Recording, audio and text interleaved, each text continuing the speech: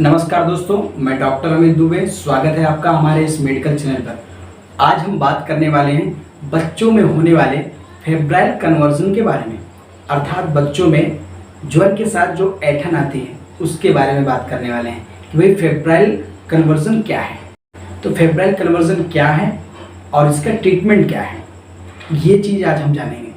देखो, फेब्राइल से आप समझ रहे हो भाई, फीवर है, कन्वर्जन है। कन्वर्जन अर्थात बुखार के झटके उसको आए।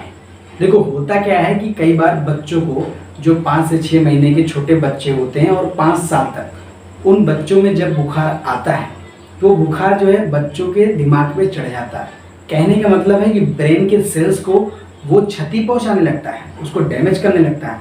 ऐसे कंडीशन में जो ब्रेन की चेतापेशी है वो अपने शरीर से नियंत्रण खो देती है। जब चेतापेशी उस शरीर से नियंत्रण खो देगी तो जाहिर सी बात है कि शरीर का ऐंठना घोटना चालू हो जाएगा।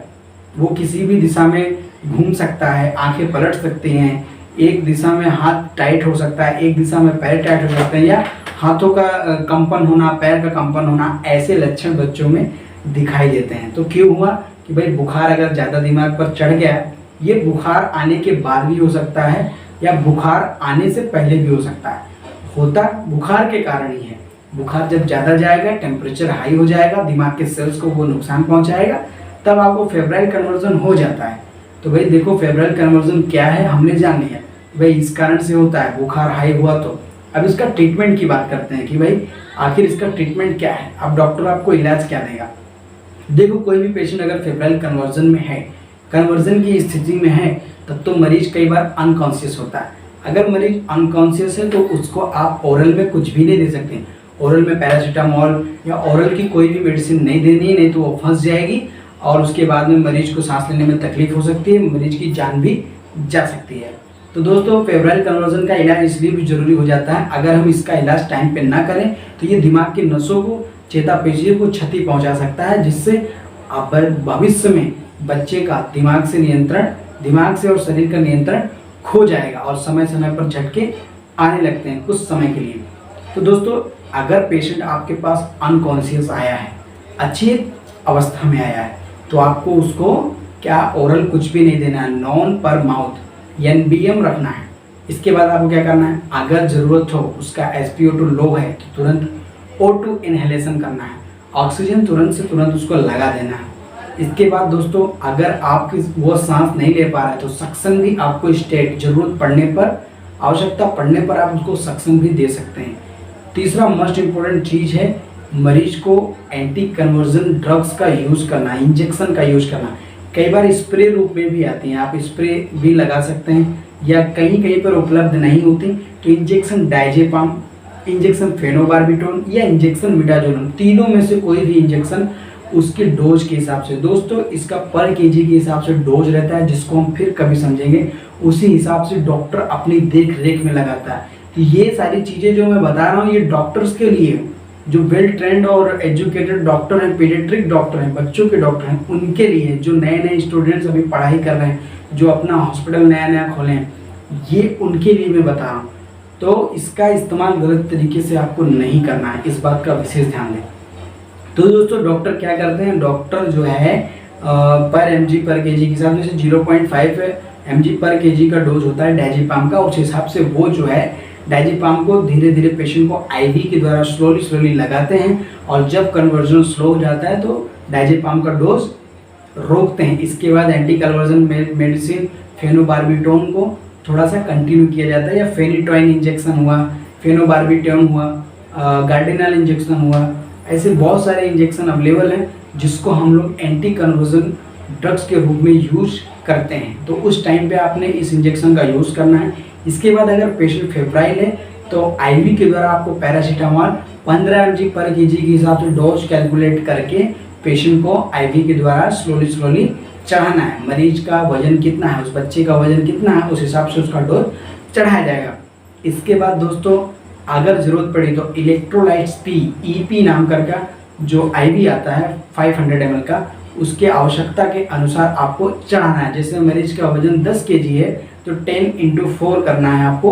10x4 करने के बाद आपको उतना ही डोज बच्चे को चढ़ाना है। 10/4 करके आपको 40 ड्रॉप पर मिनट के हिसाब से चढ़ाना है। इसके बाद दोस्तों अगर आवश्यकता हुआ तो ही इलेक्ट्रोलाइट चढ़ाना है, आवश्यकता कम है तो आप उसको निकाल भी सकते हैं। तो दोस्तों फीवर को कंट्रोल करने के लिए अगर फीवर नहीं कंट्रोल हो रहा है तो स्पंजिंग बहुत ही मददगार साबित होता है। पेशेंट को स्पंजिंग करते रहिए पूरे शरीर में, सर, हाथ, पैर, बॉडी, जब तक पेशेंट का फीवर ना उतर जाए स्पंजिंग लगातार करते रहना है। स्पंजिंग करने से पेशेंट का बुखार अगर हाई डिग्री है तो दवाइयाँ भी काम नहीं करती, इंजेक्शन भी काम नहीं करते हैं, केवल उसको स्पंजिंग के द्वारा ही उतारा जा सकता है। हम लोगों ने कई बार 2-2, 3-3 घंटे तक मरीजों की स्पंजिंग की है, उसका बुखार उतारा है। इस प्रकार से सिस्टर्स को, नर्स को, डॉक्टर्स को अपनी जवाबदारी समझते हुए खुद मरीज के पास बैठना, जब तक इमरजेंसी केस डील ना हो जाए, जब तक पेशेंट स्टेबल ना हो जाए तब तक उसके पास से हटना नहीं है। और ऐसे मरीजों को आईसीयू में रख करके इलाज करना चाहिए। इंसेंटिव केयर यूनिट में उसकी बाकायदा देखभाल होनी चाहिए, उसके पल्स रेट पर मॉनिटर होना चाहिए, उसके SpO2 पर मॉनिटरिंग होनी चाहिए। इसके बाद दोस्तों अगर पेशेंट कॉन्शियस हो जाए, चेतना में आ जाए, उसके बाद आपको ओरली मेडिसिन भी आप एंटीबायोटिक और एंटीपायरेटिक मेडिसिन स्टार्ट करना है। इसके बाद में एक एंटी कन्वर्जन मेडिसिन भी आपको स्टार्ट कर देना है। जैसे मार्केट में बहुत सारी दवाइयाँ अवेलेबल हैं, फ्रीजियम के नाम से, कार्बामेजापाइन के नाम से मौजूद है। उसका डोज आपको कैलकुलेट करके उसी हिसाब से उसको स्टार्ट करना है। इसके बाद में आपको लेवोटिरासिटाम सिरप भी आ जाएगा लेविपिल के नाम से, वो भी आप स्टार्ट कर सकते हैं उसका डोज निर्धारित करके। और कुछ दिनों तक उसको 2 महीने 3 महीने ऐसे डॉक्टर 6 महीने तक यह कोर्स बताते हैं, उस अनुसार आपको उसका कोर्स लेना पड़ता है। इसके बाद दोस्तों आईवी के द्वारा इंजेक्शन एंटीबायोटिक्स का डोज हमको लगातार सुबह शाम 5 दिनों तक देना है। इसमें खासकर सबसे ज़्यादा यूज की जाने वाली इंजेक्शन सेफ्ट्रियाक्सोन सर्वेक्टम, जिसको 25 से 50 mg पर kg के हिसाब से BD डोज हमको देना होता है, कंटिन्यू 5 दिनों तक मरीज को देना। इसी के साथ एक एंटासिड या पेंटाप्रोजोल आपको लगाना है। इंजेक्शन पेंटाप्रोजोल 20 mg BD आप रख सकते हैं ताकि पेशेंट को इंजेक्शन के द्वारा एसिडिटी ना बने। तो दोस्तों इतनी सारी मेडिसिन और इतनी सारी सावधानियों के बाद हम पेशेंट को चेत अवस्था में ला सकते हैं, मरीज को ठीक कर सकते हैं। तो ये आपके लिए ट्रीटमेंट काफ़ी ज़्यादा सहायक होगी। मैं आशा करता हूँ अगर आपको यह वीडियो पसंद आया हो तो आप इस चैनल को सब्सक्राइब करें ताकि मैं आपके लिए और भी ज्ञानवर्धक वीडियो लाता रहूँ जो हमने अपने एक्सपीरियंस, अपने अनुभव के द्वारा प्राप्त किया है। मेरा यह वीडियो दोस्तों उन डॉक्टर्स के लिए है, नर्सिंग स्टाफ के लिए है और मेडिकल क्षेत्र के वर्कर्स के लिए है। कोई भी साधारण मनुष्य इस वीडियो का गलत इस्तेमाल और इस जानकारी का गलत इस्तेमाल घर पे रहकर ना करें।